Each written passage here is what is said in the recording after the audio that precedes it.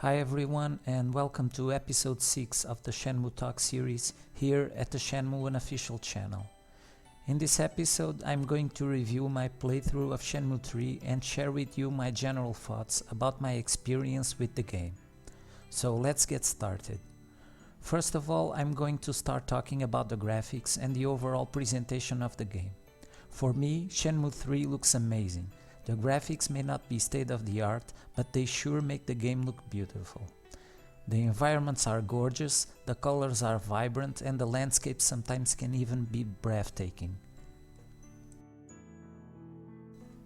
One of the things that stands out for me in the game is the lighting effects, both during the daytime and also at night. I think that overall they make the game feel much more immersive and atmospheric.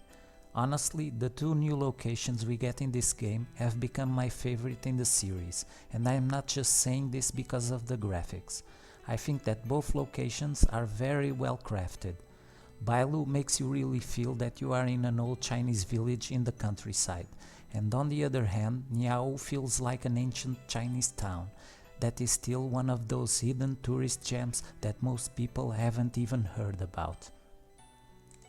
As expected, the game's sound effects and the music are amazing and fit in perfectly with the overall atmosphere of the game. The same can be said about the gameplay, that still retains the same feeling as the previous games, although the controls have been improved into modern day standards.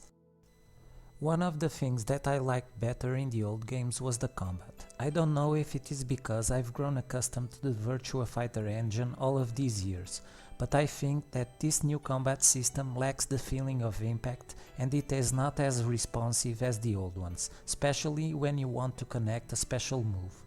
The lack of throw moves is also a step back, especially when fighting multiple opponents. Another thing that I'm not a fan of is the fact that when fighting multiple opponents, we have to select them with one of the analog sticks, instead of being automatically according to Ryo's position and the enemy is facing up against. What I like about this combat system is that it feels faster and more strategic than the old one, especially when it comes to dodging and counter-striking. Some of you may disagree and feel that it is more of a button masher. In my opinion, it is not a bad combat system, by all means, it just feels that it can be improved a lot better. One of the new gameplay elements that I like in Shenmue 3 is the martial arts training.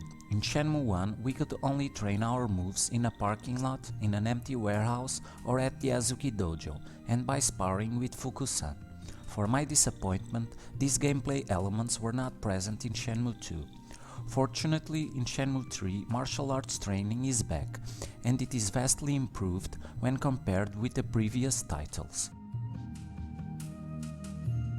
Now we can practice horse stance, 1-inch punch and rooster steps. These exercises may be simple, but they do a good job of transmitting that feeling of repetition that is familiar for those who practice the martial arts.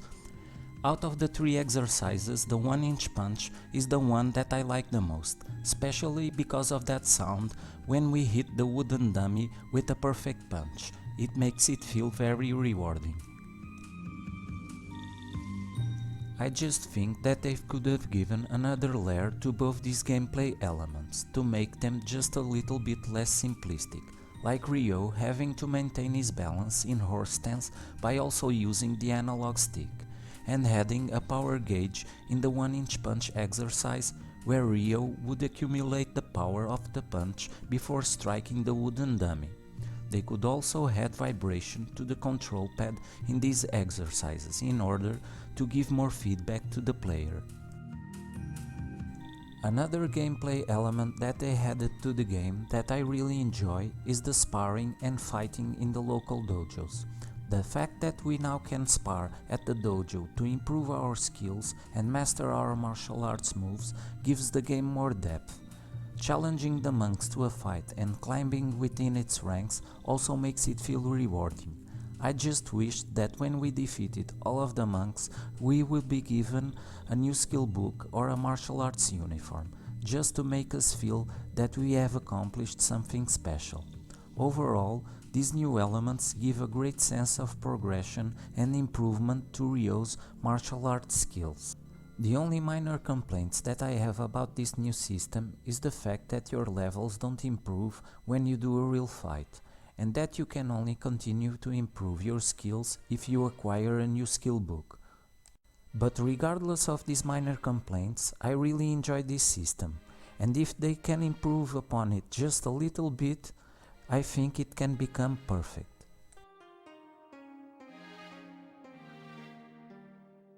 The food system for me is also a welcome addition to the gameplay elements of Shenmue 3, especially because I'm a fan of this type of system in other RPGs.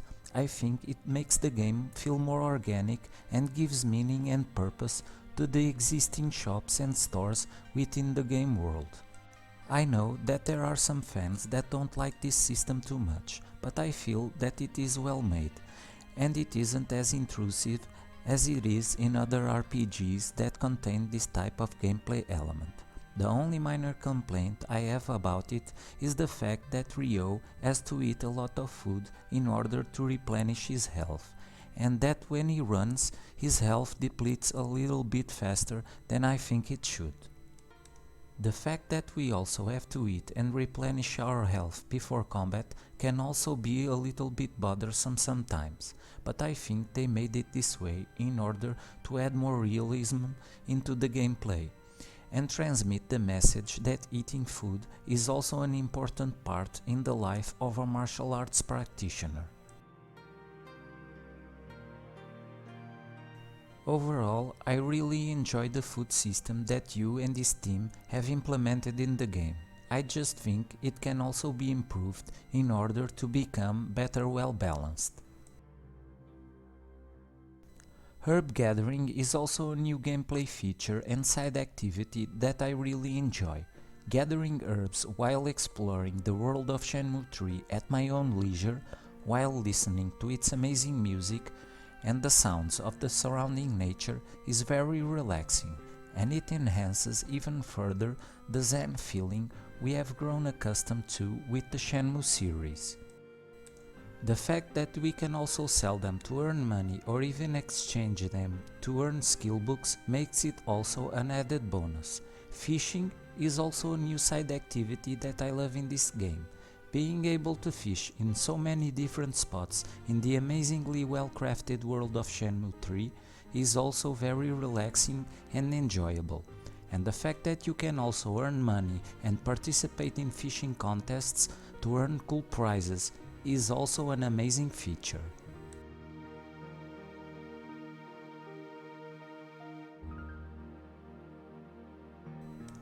As expected, arcade machines are also featured in this game, but this time around we don't get the chance to play any of the old Sega games that were present in the previous two titles. But I think that all around Yu Suzuki and his team have come up with some great traditional arcade games to replace them in their absence, and some of the old favorites are back, like Excite QTE and QTE title. One that didn't make it into this new installment and that everyone seems to be missing is the darts minigame. Let us hope that it makes a comeback in the upcoming DLC. Among the new arcade games that are featured in Shenmue 3, my favorite is the Whack-A-Mole, because it is super fun, and as it becomes faster, it also gets pretty challenging. A funny story about this game, and also one of the things that makes me love Shenmue so much, is that a few months ago, before the launch of Shenmue 3, I went shopping with my wife and my 7-year-old son, and in this shopping mall was an arcade room and it had a Whack-A-Mole game. Knowing that the game was going to be featured in Shenmue 3, I had to play it, but instead I let my son play it for me. And as I watched him play, I had a smile in my face the whole time. I was so happy watching him play that game and having so much fun that it just made that day worthwhile. And that is one of the greatest things about Shenmue. It can make some of the most mundane things in the world special and also memorable. Another mundane activity that Shenmue 3 manages to make special is the chopping wood minigame. This minigame brings me memories of the old Sega arcade games, especially because of the way it plays, and of course because of the arcade music that gets me all pumped up when it starts to play. It really helps to perform better, to get that well-earned extra cash. And we can't talk about earning cash in Shenmue without talking about gambling. Yes, gambling games like the traditional Lucky Hit, Roll It on Top and Flower Bird Winged Moon are back. And if it weren't enough, this time around we also have Pale Toss and the oddest, funniest and most challenging of them all, Turtle and Frog Racing. Personally, I was never much of a gambler in the previous Shenmue titles. I never spent much time gambling. I always preferred to waste time and money at the arcades or practice my martial arts moves. But these new mini-games are much more up my alley. They are fun, challenging and are more based around one's skill and less on one's luck. That's why they have become part of my daily routine in Shenmue 3. Collecting Capsule Toys is also part of the Shenmue DNA. This time around we have plenty of new sets to collect, but those of the Sega brand are missing. Thankfully, you and this team have created Shenmue-themed Capsule Toys that feature most of our favorite characters in the Shenmue series, and they are absolutely amazing. I like them so much that I wish they could sell them in a collection, just like Nintendo does with the Amiibos. Forklifting also makes a return, and it basically feels the same as it did in the first Shenmue. This return may be considered as fan service, but I think it fits very well with the setting of Niau. Regardless of not having forklift racing and having us work in a much smaller circuit, for me forklifting is still fun. And one of the features that I like is that this time around we can carry much more than just wooden crates. We can carry a variety of objects like arcade machines, statues, refrigerators and much more. Just this simple improvement makes the work much more enjoyable. Overall, in my opinion, the economic system that Yu Suzuki and his team have created in Shenmue 3 fits very well the gameplay of the Shenmue series. All around, there is something for everyone's playstyle. May you like to play more around martial arts, gambling, jobs, or even collecting items. Personally, I've always focused more on martial arts and jobs, but sometimes I like to mix it up a bit. Without a doubt, this system was a major improvement over the first two games. The only complaint I have about it is that some of the objects you can trade for tokens are way overpriced, especially Rio's clothing, which forces you to do a lot of grinding. I understand that these objects are cool and special and should be harder to obtain, but I still think that their grinding level should have been better well balanced, because it might end up ruining the game experience. As expected, Cuties are also present in Shenmue 3, and they feel almost like they did in the previous games. I say almost because this time around they don't branch out like in the previous titles. Instead, when we fail, we usually get a very comical and sometimes surprising end. Also, this time around the reaction time seems to be shorter, or maybe it's just me that's getting old. I just hope that we can get both of those worlds in the next game of the series. Now that I have expressed my opinion about the different activities in the game, let us talk about the characters. Let me just say that I love the way they went with the character design. The anime-style characters, in my opinion, fit perfectly the Shenmue series. All of the main characters look very good, even the ones that are new in the series, and in my opinion all of them reflect very well their personalities. Most of the NPCs also look very well crafted, even though some appear more realistic and others more caricatured. Another thing that I love about the Shenmue series is that it has a large variety of NPCs. Some are tall, others are short, some are fat, others are thin. We have old people, new people, children, and all of them have their own personality and daily routine. And not to mention that we can interact with almost all of them. Even most AAA games don't have this kind of variety of NPCs. Some are even copy-paste versions of one another, and most of them have the same body type, and we can't even interact with them. This is one of the reasons why myself and other fans feel so immersed in the world of Shenmue. Now let us talk about the locations we can explore in Shenmue 3. As I have said before, these new locations have become my favorites in the series. For me, they are the best feature in Shenmue 3. The world is superbly well crafted, with beautiful landscapes and vistas. Bailu feels definitely like an old Chinese village in the countryside, where life runs at a much slower pace. In contrast, we have Niaowu, an ancient-style Chinese town by the riverside, with its beautiful architecture. The town is full of shops and there are food stands in almost every street. We can definitely feel that life here runs at a much faster pace. But out of the two locations, Bailu is the one that I have enjoyed the most and the one that I felt more immersed in. Niaowu, on the other hand, left me with the feeling that it should have felt more bustling, a little bit like Hong Kong in Shenmue 2. It should have had more NPCs in the streets to make the town feel more lively, and being a tourist destination, it would have been great if they had street performers like there was in Shenmue 2, or even a boat arriving at the docks from time to time, dropping off tourists to visit the town. I don't know if it was the case, but it felt to me that they didn't put more NPCs because of possible performance issues, especially because of the PS4 version. But nevertheless, I still enjoyed my time in the beautiful town of Niaowu, due to the fact that it had so many side activities to engage upon.